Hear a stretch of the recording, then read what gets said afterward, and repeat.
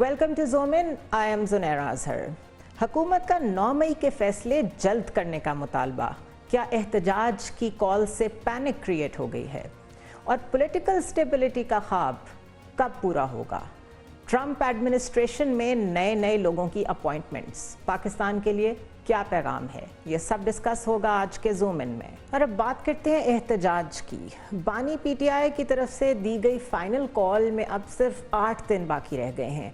तहरीक इंसाफ बज़ाहिर तो इस लॉन्ग मार्च की तैयारियों में मसरूफ़ नज़र आती है, लेकिन अगर एक नज़र लीडरशिप की डिवीज़न की तरफ डालें तो एक कैंप बुशरा बीबी का है, एक अलीमा खान का है और एक सियासी कमेटी है। इन तीनों कैंप्स की आपस में कोई अलाइनमेंट नहीं बल्कि तहफ़्फ़ुज़ात पाए जाते हैं। अगर इतनी ही फ्रैक्चर्ड लीडरशिप है तो फिर एक इफ़ेक्टिव प्रोटेस्ट कैसे पॉसिबल होगा जिसमें उम्मीद ये है कि बानी पीटीआई को रहा करा लिया जाए और स्टोलन मैंडेट भी वापस लिया जाए। इसके अलावा एक दफ़ा फिर तकरीबन 46 अमेरिकन कांग्रेसमैन ने एक और ख़त पीटीआई की सपोर्ट में अमेरिकन प्रेसिडेंट जो बाइडन को लिखा है, जिसमें बानी पीटीआई की रहाई के लिए उनसे मदद मांगी गई है। लेकिन अभी तो पहले ही ख़त का कोई जवाब नहीं आया, तो पीटीआई की ये पोस्चरिंग समझ से बाहर है। अगर हुकूमती तर्जुमान की बात करें तो आज 9 मई के हवाले से एक बड़ी इफ़ेक्टिव धुआंधार किस्म की प्रेसर हुई, जिसमें सबूत मीडिया पे दिखाए गए कि 9 मई में कौन लोग मुलव्विस थे, और ये डिमांड की जा रही है कि इन मुल्ज़िमान को जल्द से जल्द सज़ा दी जाए। इस्टेब्लिशमेंट की बात करें तो ब्रिटिश न्यूज़पेपर गार्डियन की स्टोरी जो है उसके मुताबिक फ़ौज बानी पीटीआई के साथ मुज़ाकरात या मुआहदे किसी भी चीज़ का कोई इरादा नहीं रखती। लिहाजा ये क्लियर है कि हुकूमत और इस्टेब्लिशमेंट की पीटीआई से कोई बात नहीं हो सकती। तो ऐसे में एहतजाज की पॉलिटिक्स मुल्क को और पॉलिटिक्स को किस डायरेक्शन में लेके जाएंगी, और ये कि इससे फ़ायदा किसको होगा और नुकसान किसको होगा। इस सारे मामले पे बात करते हैं। हमारे साथ सेनेटर हुमायूं अहमद मौजूद हैं पीटीआई की तरफ से, और अली गौहर बलोच साहब जिनका ताल्लुक़ है PMLN से, मुस्लिम लीग नून से। बहुत शुक्रिया आप दोनों हजरात का हमें ज्वाइन करने के लिए। सेनेटर हुमायूं, आज एक प्रेसर थी जिसमें गवर्नमेंट की तरफ से ये बड़ा क्लियर स्टांस दिया गया कि आप लोग कहते रहे हैं हमें फुटेजेस दिखाएं, CCTV फुटेज चलाई गई उस प्रेस कॉन्फ्रेंस में, और उसमें साफ कहा गया कि देयर इज़ अ डिले, क्यों सज़ा नहीं दी जा रही 9 मई के लोगों को जिनको पकड़ा हुआ है। इसके अलावा शरी रहमान जो कि सेनेटर हैं पीपल्स पार्टी की, उनकी तरफ से भी इसी तरह की बातचीत की गई है, जिससे ये लगता है कि गवर्नमेंट और उसके एलाइज वो तो जाहिर है वो आपके ऑपोजिट हैं, वो लोग बिल्कुल जिसे कहना चाहिए जेल्ड इन हैं अगेंस्ट यू। तो उनके स्टांस में कोई तब्दीली नहीं, बल्कि दे आर हैमरिंग कि आप लोगों के ऊपर मज़ीद सख्ती होनी चाहिए। एट द सेम टाइम आप लोग एहतजाज की तैयारी कर रहे हैं 24 तारीख को, तो ये तो एक और कन्फ्रंट्रेशन नज़र आ रही है। क्या एहतजाज के ज़रिए से आप लोग जो मुतालबात कर रहे हैं वो मनवाए जा सकते हैं आपके ख्याल में? रहमान रहीम, या का नाबुदो व या का नस्ताइन। देखिए, इस तरह होता है कि आप जब भी कोई ऐसा काम करते हैं जिसमें गवर्नमेंट इन्वॉल्व होती है और आप किसी एक बात जिसको आप गलत समझते हैं कानूनन या उसको कॉन्स्टिट्यूशनली आप समझते हैं या डेमोक्रेटिक वैल्यूज़ के उसको खिलाफ समझते हैं, तो आप 3 चीज़ों में जाते हैं। आप एक उसको पार्लियामेंट के अंदर उसको उठाते हैं, दूसरा उसके खिलाफ कोर्ट में जाते हैं, और अगर उन दोनों जगहों से आपको पता चल रहा है कि वहाँ पे बायसिज्म है जस्ट बिकॉज कि वहाँ नंबर्स ज़्यादा हैं, और it is not about the क्या कह सकते हैं the quality of discussion, it is just simple the quantity of the number of people जो कि गलत बात कर रहे हैं, तो फिर आप उधर चले जाते हैं जिनकी वजह से ये पार्लियामेंट बनती है, और वो है अवाम। और डेमोक्रेटिक प्रोसेस की जो वैल्यू है वो है कि अवाम के साथ कनेक्ट होना।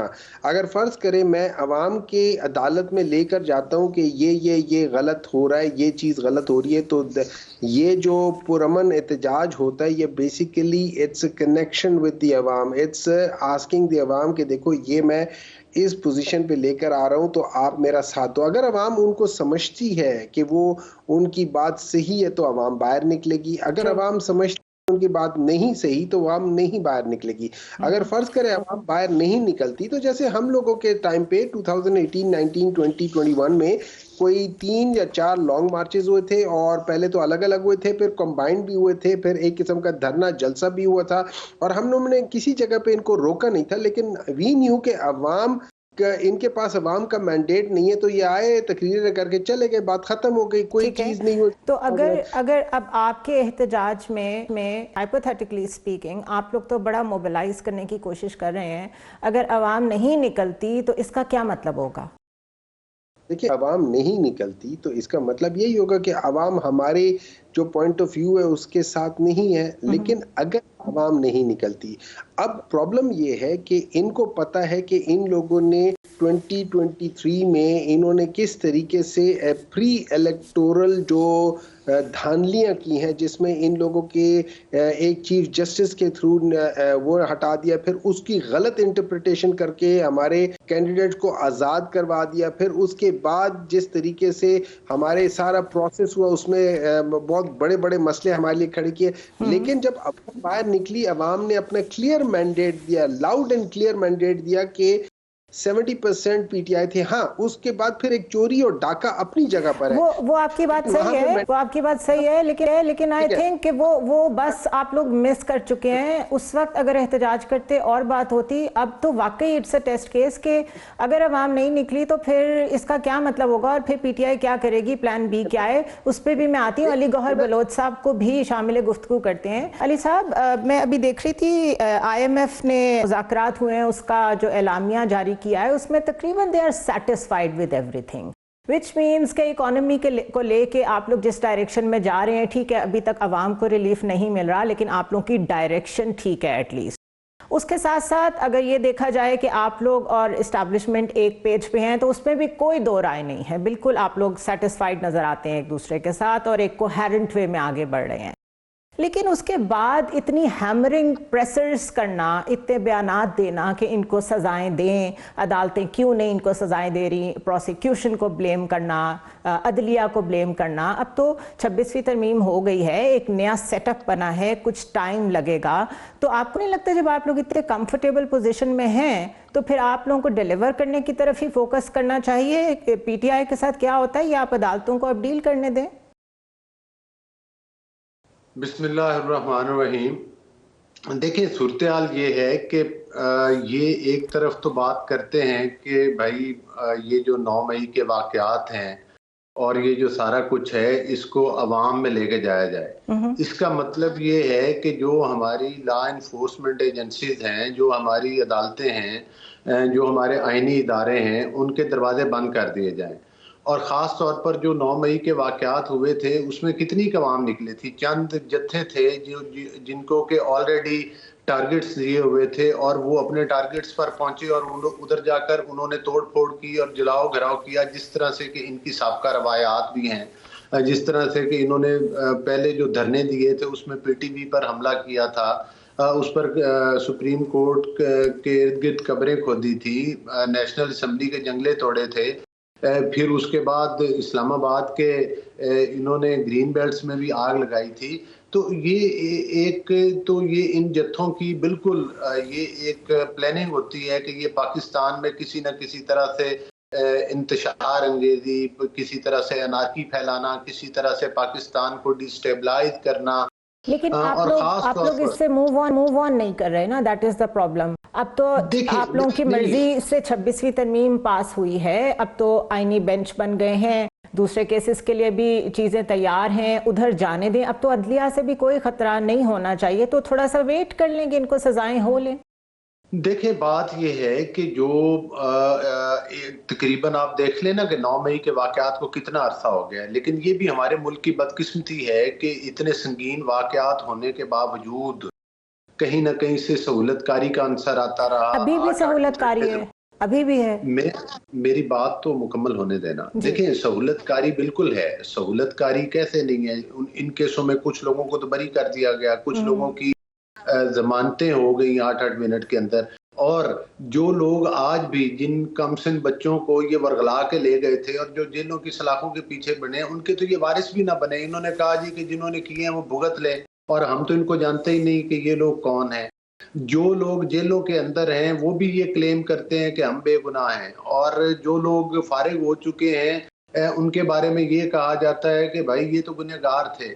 تو میں سمجھتا ہوں کہ عدالتی پروسیس جو ہے اس کو مکمل ہونا چاہیے، میرٹ کے اوپر ہونا چاہیے. ہم نہیں چاہتے کہ کسی کے ساتھ اگر کوئی ملوث نہیں ہے تو اس کو سزا ملے، لیکن جو لوگ اس کے واقعی ذمہ داران ہیں ان کو تو پھر کٹہرے میں کھڑا کرنا ہوگا. کیا ملک اس طرح تھوڑے چل سکتے ہیں کہ آپ جتھے لے کر آئیں، حملہ آور ہو جائیں اور اپنی بات منوانے کے لیے جو ہے وہ مطلب ہے کہ پاکستان کے اندر ایک آگ لگا دے اور انتشار پھیلا دیں.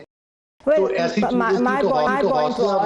my point was کہ آپ لوگ اپیرنٹلی بڑی کمفرٹیبل پوزیشن میں ہیں، تو پرابلی سیاستدانوں کے پاس اسپیشلی جب وہ حکومت میں ہوتے ہیں ان کے پاس بہت راستے ہوتے ہیں چیزوں کو طریقے سے ہینڈل کرنے کے، تو کوئی اور راستہ نظر نہیں آ رہا سوائے اس کے کہ بار بار آپ لوگوں کی طرف سے بھی بھرپور پریس کانفرنس نظر آتی ہے. ہمایوں مہمند صاحب سرنڈر کرنے کی بات کی عطاء اللہ تارڑ نے، وہ کہتے ہیں مانے کیونکہ ہم نے فوٹیجز جو ہیں وہ پریزنٹ کر دی ہیں. آپ لوگ کہتے تھے ثبوت کوئی نہیں ہے، ہم نے ثبوت بھی دے دیے ہیں.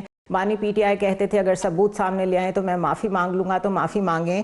اور ساتھ مجھے یہ بھی بتا دیں کہ جو ایک دفعہ پھر جو بائیڈن صاحب کو ایک اور خط گیا ہے، آپ کو نہیں لگتا کہ یہ انٹرنیشنل پریشر کام نہیں کرے گا بلکہ یہ آپ لوگوں کو ہرٹ کرے گا ان دا وے کہ بائیڈن ایڈمنسٹریشن تو جانے والی ہے، وی ڈونٹ نو اگلی ایڈمنسٹریشن کیا کرے گی، تو یہ ایک اور خط لکھوانے کا کیا فائدہ ہوگا آپ لوگوں کو؟ دیکھیں، سب سے پہلے میں آپ کو ایک بات بتا دیتا ہوں کہ میرا نہیں خیال کہ یہ جو اب آپ کو یہ یاد رکھیں، ابھی ہم لوگوں نے ایک قسم کا ایک کانفرنس یا جو ایک تقریر دیکھی خواجہ آصف کی لنڈن میں یا سوئٹزرلینڈ میں، پتہ نہیں کس ملک میں وہ لوگ یہ لوگ پھرتے رہتے ہیں، ٹھیک ہے. اور اتنا بڑا جھوٹ کہ پاکستان میں پیرا تھائرائڈ ہارمون کی سرجری نہیں ہوتی اور دنیا میں صرف 2 ہی ممالک ہے جہاں ہوتی ہے اور میں وہاں جا رہی ہوں، اس سے بڑا جھوٹ کوئی نہیں ہوتا. ان کے گھر سے 2-3 کلومیٹر کے فاصلے پر ہسپتال ہیں، ان جگہوں پہ ہوتے ہیں. پورے پاکستان میں ہر جگہ پہ پیرا تھائرائڈ ہارمون کے آپریشنز بھی ہوتے ہیں، ٹریٹمنٹ بھی ہوتی ہے. تو سوائے جھوٹ کے ان لوگوں نے آج تک کچھ اور نہیں کیا. اب میں آ جاتا ہوں بات، دیکھیں جو بائیڈن کو جنہوں نے خط لکھا ہے وہ مینلی اوورسیز پاکستانیز ہیں. اوورسیز پاکستانیز جو ہوتے ہیں نا، ان کا اپنا ایک پوائنٹ آف ویو ہوتا ہے، وہ اپنے لحاظ سے اپنی گورنمنٹ کو جو بھی لکھنا چاہتے ہیں وہ لکھیں گے، ہم اس کو روک نہیں سکتے. ہمارا ان سے کوئی تعلق نہیں ہے، کچھ چیز نہیں ہے. لیکن تو آپ جو لوگ بھی ایک اعلامیہ جاری کر دیے، جو آپ بات کہہ رہے ہیں نا، سارا مسئلہ ختم ہو جائے گا. امپریشن یہ جاتا ہے کہ پی ٹی آئی کا یو ایس چیپٹر یہ سب کچھ کر رہا ہے، اور آف کورس وہاں شہباز گل صاحب اور ڈیفرنٹ لوگ موجود ہیں. آپ لوگ ایک اعلامیہ جاری کرتے ہیں کہ ہمارا ان لوگوں سے کوئی تعلق نہیں ہے، تاکہ لوگ بھی کلیئر ہو جائیں. لوگوں نے بہت دفعہ کہا ہوا ہے کہ پاکستان تحریک انصاف کا اس سے کوئی تعلق نہیں ہے. ہاں، یہ ہم نے ضرور سنا ہے، سچ ہے جھوٹ ہے، ہم نے ضرور سنا ہے کہ ڈونلڈ ٹرمپ نے اپنے ووٹرز کو الیکشن سے پہلے ان کے ساتھ یہ کہا ہے کہ they will do something for them and so on. اس کا ہمیں وہ نہیں، لیکن we are not. وہ تو ان کے سٹیزنز ہیں نا، وہ انہوں نے ان کو جو بھی کہا ہے اس کو ہم اپنی سیاست میں کیسے انکلوڈ کر سکتے ہیں؟ یہ ساری چیزیں ہوتی ہیں اور یہ پالیٹکس ہے. اور Imran Khan is one of the most well known international leaders in the world. وہ ایسا نہیں ہے کہ جو پڑھ کے چیزیں کر کے جائے، وہ اچھا خاصا وہاں جا کے فی البدی ہر صبح وہ کر لیتا ہے اور پوری دنیا اس کو سننے کے لیے تیار ہوتی ہے. لیکن دوسری بات اس کے بعد دوسری بات یہ ہو جاتی ہے کہ جو آپ کہہ رہی ہیں نا کہ آئی ایم ایف، دیکھیں آئی ایم ایف کا پاکستان کی عوام سے ان کا کوئی لگاؤ نہیں ہے. وہ ان سے خوش اس لیے کہ یہ ہر وہ کام کر رہے ہیں جو پاکستان کی عوام کے لیے ٹھیک نہیں ہے اور آئی ایم ایف کے لیے ٹھیک ہے، یا وہ اس قسم کے جیسے جس سے وہ تو کمپلائنس کرنی پڑے گی نا. وہ تو ہم 1950 سے ابھی تک آئی ایم ایف کے ساتھ ہی چل رہے ہیں، یہ تو کوئی نئی چیز نہیں ہے. نہیں ہے نا. جب آپ باہر رہے ہیں اور آپ لوگ مہنگی ہوٹلز میں ٹھہر رہے ہیں، جب آپ ساری چیزیں کر رہے ہیں تو آپ لوگ وہ نہ کریں، آپ ان چیزوں کو بھی کم کریں، آپ باقی چیزیں بھی کم. There are other ways and means of doing things نا. اچھا، اس پاکستان کی اگر ہسٹری میں دیکھ لیں، جب ہم کہتے ہیں کہ ان کے دوا بہت زیادہ ہوا ہے یا ہمیشہ ان کے ٹائم پہ معیشت اچھی رہی، آپ ہسٹری میں دیکھ لیں 1980s میں پاکستان کہاں تھا، اور جب تک پاکستان تحریک انصاف کو رہنے دے، جب تک یہ لوگ تھے 2018 تک، اس وقت تک دیکھ لیں پاکستان کہاں تھا ویزاوی جو الگ ہمارے باقی ممالک تھے. جب سے جنرل جیلانی نے میاں نواز شریف کو لانچ کیا تھا، اس کے بعد سے یہ ملک بالکل تباہ ہو. ٹھیک ہے، علی گوہر بلوچ صاحب مجھے یہ بتائیں، اب 24 تاریخ کو احتجاج ہونے جا رہا ہے، لوگ باہر نکلیں گے، اور آپ کیسے کیٹیگرائز کریں گے کہ یہ عوام ہیں کہ یہ پی ٹی آئی کے لوگ ہیں؟ اگر بلینکٹ ٹیئر گیس سب کے اوپر جائے گی اور پولیس بروٹیلٹی ہوگی تو وہ بھی آپ کے خلاف جائے گا، کیسے ہینڈل کریں گے اس کو؟ دیکھیں، جب آنے سے پہلے یہ کہا جائے گا کہ ہم کفن باندھ کے آ رہے ہیں اور ہم حملہ آور ہونے کے لیے آ رہے ہیں اور ہمیں یہ بھی پتہ نہیں ہے کہ ہم نے واپس آنا ہے کہ نہیں آنا، تو یہ ایک میں سمجھتا ہوں کہ ان کے آگے تو نہیں، سیاسی بیانات ضرور ہیں لیکن یہ سیاسی بیانات نہیں ہیں۔ 9 مئی کے واقعات کے بعد اور پی ٹی وی کے حملوں کے بعد آپ ان بیانات کو سیاسی بیانات نہیں کہہ سکتے۔ جب اسلام آباد کے گرین بیلٹس میں آگ لگائے گی تو اس کے بعد ان بیانات کو سیاسی بیانات تو نہیں کہا جا سکتا۔ جب آپ ایک صوبے کے تمام وسائل لے کر، مشینری لے کر، گاڑیاں لے کر، وہاں کے صوبائی ملازمین کو لے کر ملک کے کیپٹل کے اوپر حملہ آور ہو جائیں تو پھر ان چیزوں کو سیاسی بیانات نہیں کہا جا سکتا۔ اور اس چیز کو کون گارنٹی کرے گا کہ یہ سیاسی بیانات ہیں یا پرتشدد بیانات ہیں، جبکہ آپ کا ٹریک ریکارڈ یہ کہہ رہا ہو کہ آپ پاکستان آپ انہیں بتائیں کہ آپ بڑے آرگنائز طریقے سے اگر کہتے ہیں ہم نے احتجاج کرنا ہے، ذرا اپنا پروٹوکول بتا دیں آپ نے کس طرح پلان کیا ہوا ہے تاکہ ہم اسے مینج کر سکیں۔ کوئی نہ کوئی بریجز تو بنانے پڑیں گے نا۔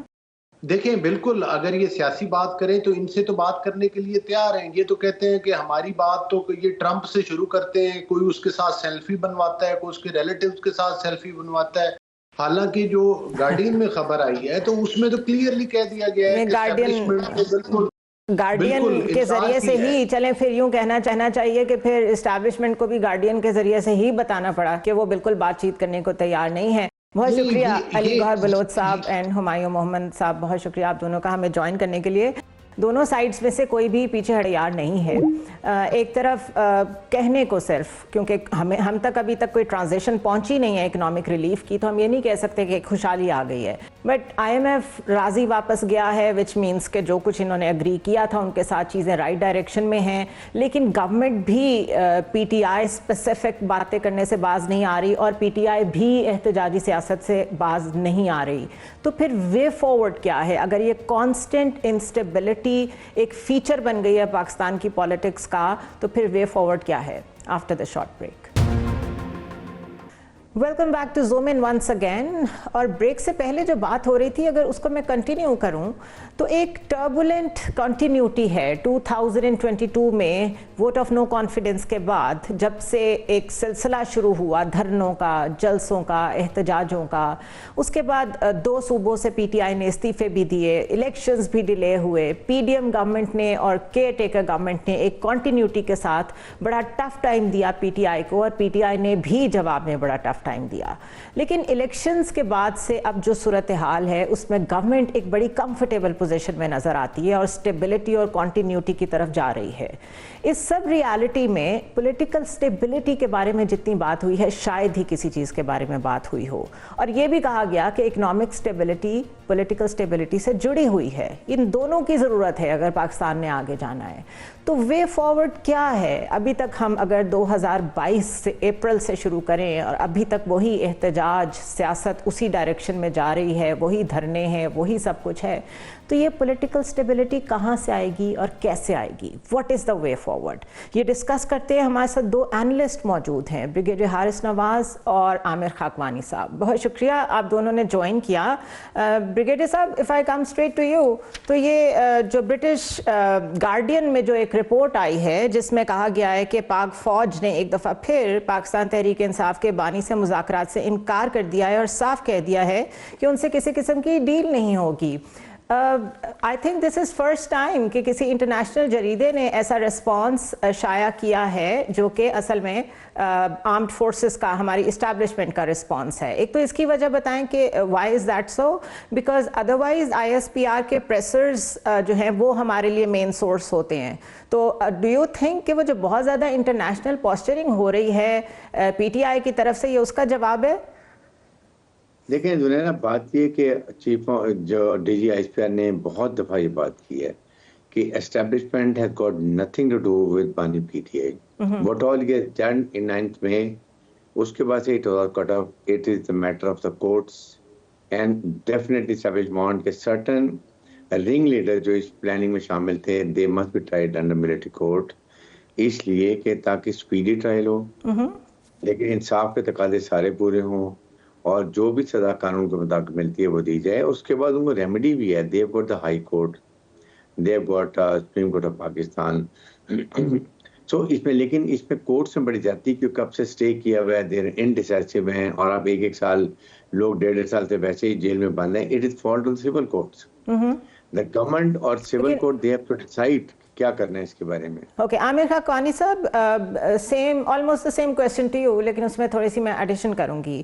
اسد کیسر صاحب نے جو مطالبے سامنے رکھے ہیں جو کہ 24 نومبر کے احتجاج سے ریلیٹڈ ہیں, اس میں پہلا تو آف کورس یہ ہے کہ وہ کہتے ہیں بانی پی ٹی آئی سمیت ہمارے سارے سیاسی قیدیوں کو آپ رہا کریں. تو انہوں نے کہا ہے ہمارا مینڈیٹ چوری کیا آپ نے, اس کو واپس کریں. تیسرا ہے کہ ملک میں آئین اور قانون نافذ کریں. اور چوتھا بڑا عجیب ہے, میں اس پہ آپ کا کامنٹ چاہوں گی, افغانستان کے ساتھ کہتے ہیں ٹریڈ کو آپ نے بند کر دیا, اس کو کھولیں. آپ ٹھیک کہہ رہی ہیں, بالکل ٹھیک کہہ رہی ہیں. کافی ساری چیزیں بہت کنفیوزنگ چل رہی ہیں, خاص طور پہ پی ٹی آئی کے اندر تو لگ رہا ہے کوئی ایک زبان یا ایک آواز ہے ہی نہیں. مختلف دھڑے ہیں, مختلف گروپس ہیں, اور میرا خیال ہے آگے جا کے یہ مسئلے بھی آئیں گے. اگر خواتین کو لیڈ کرنے دیا گیا عمران خان کے اہل خانہ کی, تو عمران خان کی ہمشیران کا بھی نظر مختلف ہوتا ہے ان کی اہلیہ سے, تو میرا خیال ہے یہ مشکلات بڑھیں گی اس کی. تو مجھے تو خیر اس میں ڈاؤٹ ہے, لیکن میں یہ سوچ رہا تھا کہ پی ٹی آئی اس وقت کی ایسی بارگیننگ کی یا پوزیشن میں مجھے لگ نہیں رہی. میرا نہیں خیال کہ 24 نومبر کو کوئی تحریک انصاف کی بڑا احتجاجی شو کر سکے. اس کی دو وجوہات ہیں. ایک تو یہ ہے اگر بڑا احتجاج کرنا ہے نا جس طرح کا وہ کر رہے ہیں کہ بھائی یعنی اگر یہ بات کریں تو پھر تو وہ تمہیں تو لاکھوں لوگ چاہیے نا, 2-3 لاکھ کم از کم لوگ چاہیے, اور اس کے لیے بڑے پیمانے پہ تیاری کرنے کی ضرورت ہے. تو یہ تیاری پنجاب میں تو بالکل ہی نظر نہیں آ رہی ہے, صفر ہے یہ اس وقت اگر تیاری جو کی جاتی ہے اتنے بڑے شو کے لیے. اور یہ بھی ابھی تک سمجھ نہیں آ رہا کہ یہ لوگ جائیں گے تو وہاں کریں گے کیا. یہ کوئی اندازہ نہیں ہے کہ کہاں کی کال دی جا رہی ہے, اسلام آباد میں کس جگہ پہ, اور یہ دھرنا دیں گے, بیٹھیں گے, احتجاج کریں گے, کتنے دن کریں گے, اس کے لیے کیا پلاننگ, کیا تیاری. اور اگر عوام نہیں نکلتی بریگیڈیئر حارث, اگر اس کال کی بھی وہی صورتحال ہوتی ہے جو پچھلی کالز کی ہوئی ہے, یہ بات حقیقت ہے کہ بانی پی ٹی آئی کے بغیر کوئی بڑا پاور شو پی ٹی آئی نہیں کر پاتی, تو یہ کال دے کے یہ کیوں ایک طرح سے کو ایکسپوز کر رہے ہیں, اور آپ کیا ایڈوائز کریں گے ٹو پی ٹی آئی؟ دیکھیں زنیرہ, بات یہ ہے کہ اس وقت پارٹی لیڈرشپ لیس ہے. بانی پیری اریسٹ ہیں, چیئرمین وائس چیئرمین از اریسٹ. کیا وہ وائس چیئرمین کو ریٹینڈنٹ کر دیا ہے, ان کو شامل پریزیڈنٹ کو, نوبڈی گوز ٹو ہم. آپ نے ان کو بھی کیا کانفیڈنس میں لیا ہے, کوئی ان سے بات چیت کر رہا ہے, I have never heard his name. Second, اس وقت 4-5 لیڈر ہیں, ایک ان کی ہمشیرہ, نمبر 2 ان کی بیگم, نمبر 3 وکلا, نمبر 4 پولیٹیکل لیڈر. ان جب ہم کہتے ہیں کہ 2 ملا میں مرغی حرام, تو یہ تو 4 ملا بن گئے, تو کہ how would they work it. Second 10 days, just imagine اتنی بڑی کال, اتنا بڑے سٹیکس, اور اس میں اگر آپ جو فیل کے 10 دن میں they can do and they can do wonders. یہ کوئی پارٹی کے ساتھ میرے خیال میں یا تو پی ٹی کے جو بانی ہیں ان کو پتہ نہیں ہے, ان سے کوئی بات چیت ہو نہیں رہی ہے, یہ اپنی مرضیاں کر رہے ہیں, اور یہ ان کو زیادہ نقصان پہنچا رہے ہیں, پارٹی کو نقصان پہنچا رہے ہیں.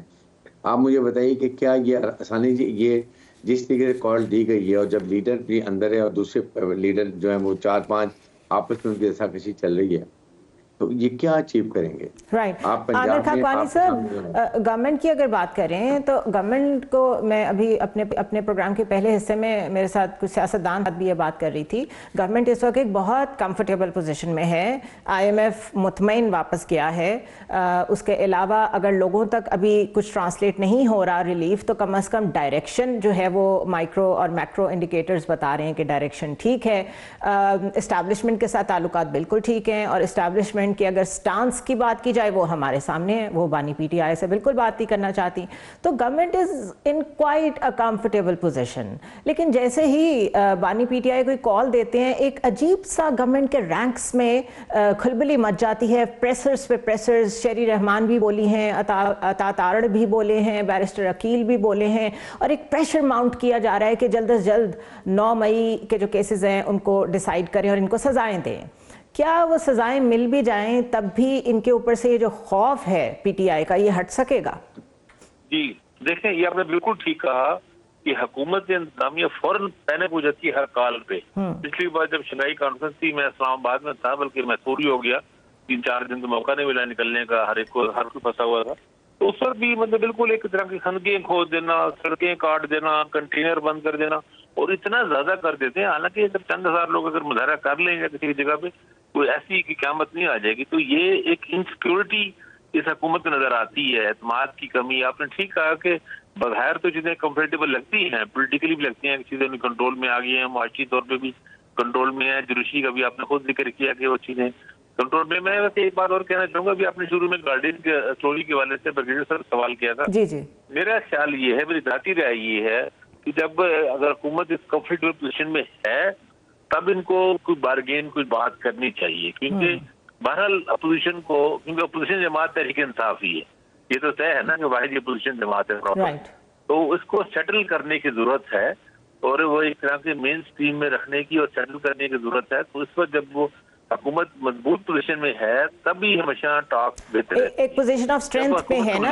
لیٹس پٹ اٹ دس وے, کہ جب آپ کسی اسٹرانگ پوزیشن میں ہوتے ہیں, جب آپ اس وقت نیگوشیٹ کرتے ہیں تو آپ اپنے لیے زیادہ بارگین کی وہ اسپیس جو ہے وہ آکیوپائی کرتے ہیں. تو you are right, this is the time کہ گورنمنٹ اگر کوئی بات چیت کرنا چاہتی ہے تو وہ کرے. عامر خاکوانی صاحب, last comment from you, government کو کیا کرنا چاہیے ویری بریفلی؟ جی, میرے خیال میں حکومت کو چاہیے کچھ ریلیف دے پی ٹی آئی کے لیے, خاص طور پر پولیٹیکل پرزنرز اور خواتین پرزنرز کے لیے, اور پی ٹی آئی کو بھی چاہیے کہ ری تھنک کرے, ایک نیا پلان بنائے. عمران خان صاحب بری طرح پھنس چکے ہیں اور کارنر ہو چکے ہیں. تحریک انصاف کو چاہیے کہ وہ کچھ اپنے لیے اسپیس لے, اور اسپیس لینے کے لیے دونوں کو کرنا چاہیے, حکومت کو بھی کرنا چاہیے, اپوزیشن کو بھی کرنا چاہیے. کچھ اسپیس لے اور کم از کم 2 سال کے لیے پولیٹیکل اسٹیبلٹی رہے اور اکنامک اسٹیبلٹی میں پورا زور لگائیے, دونوں کے لیے بہتر ہے. بہت شکریہ عامر خاکوانی اور بریگیڈیئر حارث نواز صاحب. اور رائٹلی سیڈ, دونوں سائڈز پہ ری تھنکنگ کی ضرورت ہے, بٹ اسپیشلی بیکاز اس وقت جو پرابلم میں ہے وہ پی ٹی آئی ہے, تو پی ٹی آئی کو ہی کچھ نہ کچھ اسپیس زیادہ دینی پڑے گی, لیکن وہ زیادہ دے کے کچھ اگر گین ہوتا ہے تو وہ گین کر لینا چاہیے for the sake of their own selves and for the sake of the country, because Pakistan مستقل اس طریقے سے نہیں چل سکتا. بریک کے بعد بات کریں گے. پاکستان کو بھی ایک اور چیلنج کا بھی سامنا ہے, وہ یہ ہے کہ ٹرمپ کی کابینہ میں ایسے لوگ آ رہے ہیں جن کو دیکھ کے اندازہ ہو رہا ہے کہ وہ پاکستان کی طرف کیسے سینٹیمنٹس رکھتے ہیں. After a short break. Welcome back to Zoomin once again. اور اب بات کرتے ہیں کچھ یو ایس کی. پریزیڈنشل الیکشن جیتنے کے بعد ڈونلڈ ٹرمپ اپنا آفس سنبھالنے سے پہلے ہی انتظامی طور پہ کافی ایکٹیو ہو گئے ہیں اور اپنی ٹیم سلیکٹ کر رہے ہیں. گو کہ انہوں نے حلف 20 جنوری 2025 کو اٹھانا ہے, لیکن آف کورس وہ اپنی کابینہ کو ترتیب دے رہے ہیں اور انہوں نے ان کے ناموں کے اعلان کرنے شروع کر دیے ہیں. اہم عہدوں پر اگر نامزدگیوں کا جائزہ لیا جائے تو اس سے تھوڑا بہت اندازہ ہوتا ہے کہ ڈونلڈ ٹرمپ کی مستقبل کی فورن پالیسی میں مڈل ایسٹ کہاں ہے, پاکستان کہاں ہے, اور کس مائنڈ سیٹ کے لوگ کابینہ میں شامل ہو رہے ہیں. اپنی کابینہ میں مثال کے طور پہ سیکرٹری آف اسٹیٹ کے لیے سینیٹر مارکو روبیو اور نیشنل سیکیورٹی ایڈوائزر کے لیے کانگریس مین مائیکل والز کو انہوں نے نامزد کیا ہے. ان دونوں حضرات کے بارے میں تاثر یہ ہے کہ یہ پاکستان کے بارے میں کافی ہارڈ لائن سٹانس رکھتے ہیں. دنیا میں جو بھی اینٹی یو ایس پوسچرنگ کرتا ہے تو اسپیشلی سینیٹر مارکو روبیو کے بارے میں تو مشہور ہے کہ وہ بہت سخت موقف اپناتے ہیں. اگر ایسا ہے تو پی ٹی آئی کو سوچنے کی ضرورت ہے کہ وہ ٹرمپ سے ریلیف کیسے لے پائیں گے, اور ایک سافٹ کارنر جو ایکسپیکٹ کیا جا رہا تھا وہ اس طرح کی کابینہ میں کیسے نظر آئے گا. ماضی میں پی ٹی آئی کی جانب سے جو اینٹی امریکن بیانیہ بنایا گیا وہ کسی سے ڈھکا چھپا نہیں ہے, تو اگر مارکو روبیو کو یہ سمجھا جاتا ہے کہ وہ ایسے بیانیوں کو بہت سیریس لیتے ہیں تو پھر پی T I is in trouble. اس کے علاوہ ان کو چائنا کا مخالف اور انڈیا کے قریب سمجھا جاتا ہے. انہیں اسٹریٹجک ڈیفنس اور technology cooperation between India and U S کا بہت بڑا حامی بھی سمجھا جاتا ہے. جبکہ مائیکل والز کی بات کریں تو وہ ماضی میں پاکستان کو حقانی نیٹ ورک کا ہب کہہ چکے ہیں, اور پاکستان کو جب بھی انالائز کرتے ہیں تو چائنا کے لینس سے اپروچ کرتے ہیں. اس کے علاوہ ڈونلڈ ٹرمپ نے مائک ہکبی جن کو US ایمبیسڈر ٹو اسرائیل نامزد کیا ہے، وہ ایک بہت زیادہ ہارڈ لائنر پرو اسرائیلی شخصیت سمجھے جاتی ہیں، اور یہ وہی ہیں جنہوں نے کہا تھا کہ یہ گاڈ کی طرف سے ایک گیون لینڈ ہے جو جیوز کے لیے ہے، اور انہوں نے مسجد اقصیٰ کو گرانے کی بھی بات کی تھی۔ اس طرح کی ہارڈ لائنر کیبنٹ کے ہوتے ہوئے ہم کیا ایکسپیکٹ کر سکتے ہیں کہ کیا فلسطینیوں کو کوئی نہ کوئی ان کے حقوق ملیں گے؟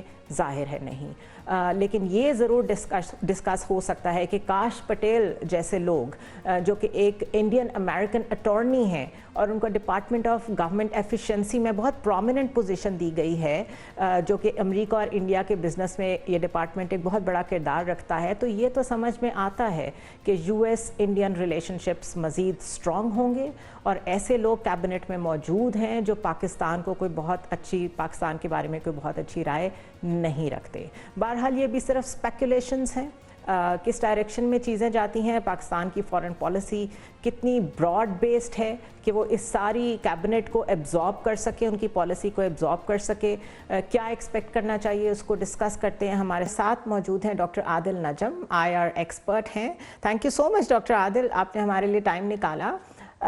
جو ہونا تھا وہ تو ہو گیا، US الیکشنز میں ایک ہسٹری بنی ہے جس طریقے سے ٹرمپ الیکٹ ہوئے ہیں، آپ اسے کیسے ریڈ کر رہے ہیں؟ بیکاز اس پہ بہت ڈسکشن سٹارٹ ہو گئی ہے، 7 سوئنگ سٹیٹس ان کا جیتنا، اور بڑی میننگ فل اپوائنٹمنٹس جو وہ کر رہے ہیں اپنی کیبنٹ میں، آپ کس طرح ریڈ کر رہے ہیں اس کو؟ اس کو میں تو کوشش کر رہا ہوں نہ ہی ریڈ کروں، یو آر رائٹ، ہونا تھا ہو گیا۔ ہسٹوریکل کوئی ایسا تو نہیں ہوا، دیکھیں نا جو بھی ہوتا ہے ہسٹوریکل ہوتا ہے، اگر کاملا ہیرس اسٹیٹ تھوڑا سا ادھر ہو جاتی ہیں 1%، تو یہی کہانی کاملا ہیرس کی ہوتی۔ آئی ہیو بین سرپرائزڈ اس کے ریئیکشن پہ، جو آپ کہہ رہے ہیں کہ بہت ڈسکشن ہو رہی ہے۔ آئی تھنک ہمارے پاس ٹائم بڑا ہے تو ہم ڈسکشن کرتے رہتے ہیں، لیکن بہت ڈسکشن ہو رہی ہیں، لوگ یہاں تک کہہ رہے ہیں کہ آئینے میں دیکھنا چاہیے US کو اپنے آپ کو کہ انہوں نے کیا کیا ہے، یہاں تک بات چیت ہو رہی ہے۔ ضرور بالکل، اور اگر میں اگین آئی وڈ سے کہ اگر کاملا ہیرس جیتی تب بھی یہی کہتے، لیکن جہاں تک اپوائنٹمنٹس کی بات ہے، I have been surprised by the speed but not by the appointments. اگر آپ مجھے اجازت دیں تو میں جب ہماری یہ الیکشن ہوئی US کی، تو I happen to be in Pakistan, I was very surprised Pakistan میں جو ڈسکشن ہو رہی تھی، مجھے وہ یاد آیا جب طالبان کابل آئے تھے، تو ایک یوفوریا جو تھا کہ ایز ایف کوئی پاکستان جیت گیا ٹرمپ کے جیتنے کی وجہ سے، یا بہت بڑا ہلکا ہو گیا کہ بڑی سوئنگ ہو گئی ہے، یا بہت بڑی کوئی افرمیٹیو وکٹری ہو گئی ہے، جو نہیں ہے۔ I do want to say this، دیکھیں نا 6 اسٹیٹس تھیں جو جب کلنٹن کے ساتھ ان کا مقابلہ تھا تو وہ آدھی تھیں، وہی 6 تھی، آدھی تھی ایکسیپٹ جارجیا، ٹرمپ کے پاس تھا، وہ جیت گئے۔ اصلی سوئنگ ہوا جب بائیڈن آئے، یہی ساری اسٹیٹ جو ہیں بائیڈن کے پاس چلی گئی۔ So what has happened is کہ جن لوگوں نے ووٹ ود دیئر فیٹ کیا ہے کہ یار یہ دونوں ہی اتنے عجیب ہیں، ہم نہیں، between the worst and the bad، ہاں between the worst and the bad۔ مجھے جو حیرت ہے وہ ان لوگوں پہ ہے کہ جو شاید ٹرمپ کی وکٹری کا اس طرح سیلیبریٹ کر رہے تھے کہ جیسے یہ کوئی پتہ نہیں اسرائیل کی پالیسی، فلسطینیوں کی کوئی وکٹری ہو گئی۔ ٹرمپ واز نیتنیاہو's کینڈیڈیٹ، غزہ بھی کچھ نہیں ہے، ویسٹ بینک بڑا کلیئر ڈینائی کرتے ہیں، وہ تو مانتے ہی نہیں ہیں فلسطین کو۔ Doctor Adil Najam, very shortly, کیا ہماری اسٹرگل، پاکستان کی اسٹرگل وہی رہے گی، difficulty to navigate between China and US، بالکل وہی سچویشن رہے گی پاکستان کے لیے؟ وہ آپ بتائیے کیسے ریڈ کر رہے ہیں؟ I think ہمیں جو سچی بات ہے، I hope I'm not sounding cynical، I don't think ہمیں US کو اتنا سیریسلی لینا چاہیے، اس لیے نہیں کہ ہم کوئی بہت امپورٹنٹ ہیں اور ہم ان کو اگنور کر سکتے ہیں۔ اس وقت US پالیٹکس کے جو ڈائنامکس ہیں اس میں پاکستان فگر نہیں کرتا۔ ہم فگر صرف تب کریں گے اگر کسی وجہ سے نیوسنس ہو جائیں گے، کوئی جیوپولیٹیکل اگر ریزن ہوئی تو شاید ہماری ضرورت پڑ جائے، ورنہ تو we don't matter۔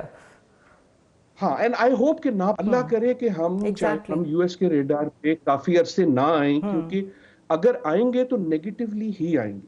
چائنا کا جو پالیسی ہے وہ اور سخت ہوگی، لیکن آئی ڈونٹ تھنک کہ ہمارا چائنا میں بھی کوئی اتنا امپورٹنٹ رول ہے کہ امریکہ ہمیں کوئی بہت زیادہ آرم ٹویسٹ کرے گا۔ I think our priority should be ہم اپنا گھر سیدھا کریں۔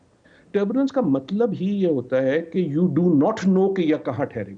कोई ऐसा शख्स जो इतना एरोगेंट हो, जो सोच सके कि जी मुझे पता है कि दुनिया किधर जा रही है, अगर वो इतना अक्लमंद है ना तो लास वेगस चला जाए। इस वक्त जो है दुनिया टर्बुलेंस में है, टर्बुलेंस में आप करते क्या, आप बेट्स को हेज, सिर्फ आपने बकल अप करके बैठना होता है, सरवाइव करने की कोशिश करनी होती है, that's how I see it. और हेज करते हैं कि भी जाए आप किसी ऐसी साइड, इतने ज्यादा किसी ऐसी साइड पे ना हो जाएं कि आप बिल्कुल लूजिंग पे हो जाएं, कि दूसरी साइड फिर आपके ऊपर ही अटैक कर दे, ये ना हो जाए कहीं। Thank you so much doctor Adil Najam, thank you so much. बड़ी क्लैरिटी के साथ और बड़े सिंप्लीफाइड तरीके से एक्सप्लेन किया कि अप्रोच क्या होनी चाहिए। दिस इज़ ट्रू, कोई भी इंटरनेशनल इवेंट हो, चाहे जब अफगानिस्तान से अमेरिका गया और तालिबान की गवर्नमेंट आई, जिस तरह डॉक्टर आदिल नजम कह रहे थे, हमने उसे भी सेलिब्रेट किया। ट्रंप की गवर्नमेंट आई है, हम उसे भी सेलिब्रेट कर रहे हैं, knowing and having a history कि हमें कोई फ़र्क नहीं पड़ता। हमारी बारी सिर्फ तब आती है जब जियोपॉलिटिकली हमारी ज़रूरत पड़ती है यूएस को, और वो आके अपनी बात मनवा के चाहे 20 साल ये सब कुछ करे, वापस चला जाता है, हम वहीं के वहीं होते हैं। तो बेहतर है रियलिस्टिकली सिर्फ अपने आप को इंगेजमेंट की तरफ लेके जाएं सारी दुनिया के साथ, और ये जो यूएस स्पेसिफिक हमारी एस्पायरेशंस हैं इनको थोड़ा सा रियलिस्टिक करें। I will see you tomorrow.